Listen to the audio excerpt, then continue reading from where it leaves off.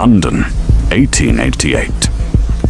In the fog-covered streets of Whitechapel, fear moved through the city every night. Gas lamps flickered across wet cobblestones, while terrified residents locked their doors and hurried home before darkness fully settled in. Somewhere inside those narrow alleys walked a killer who would become one of history's greatest mysteries. The world would remember him by a name that still sends chills through popular culture today: Jack the Ripper. At the time, Whitechapel was one of the poorest districts in London. Thousands of people lived in overcrowded lodging houses surrounded by crime, disease, and poverty. For many women, prostitution was the only way to survive. And it was these vulnerable women who became the killer's targets. In August of 1888, the body of Mary Ann Nichols was discovered in the early morning darkness. Police first assumed it was another tragic murder in a violent city. But days later, another woman was killed, then another. And with each new victim, panic spread deeper through East London. The murders shocked investigators because of their brutality and precision. The killer used a knife with disturbing confidence, leading some detectives to believe he had medical knowledge or experience with anatomy.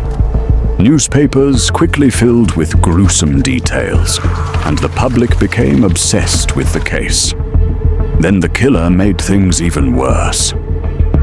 Letters began arriving at police stations and newspaper offices, supposedly written by the murderer himself. One was signed with a terrifying name: Jack the Ripper. Another mocked police for failing to catch him. Whether the letters were real or elaborate hoaxes is still debated, but they transformed the murders into a national sensation. Soon, London was consumed by fear. Citizens formed neighborhood patrols. Women avoided walking alone at night.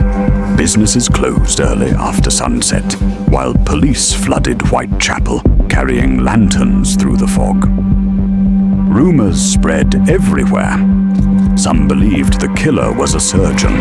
Others blamed immigrants, criminals, or even wealthy aristocrats. But every suspect led nowhere. Then came the night that terrified London the most. On September 30th, 1888, two women were murdered within hours of each other in what became known as the double event. The first victim, Elizabeth Stride, may have escaped further mutilation because the killer was interrupted. But later that same night, Catherine Eddowes was murdered in an attack so brutal that fear exploded across the city. Then, in November, the killings reached their most horrifying point. The final canonical victim, Mary Jane Kelly, was discovered inside her tiny rented room. Unlike the earlier murders, the killer had privacy and time. Even experienced officers struggled to describe the crime scene. One detective reportedly called it the worst thing he had ever witnessed. And then, just as suddenly as the murders began, they stopped.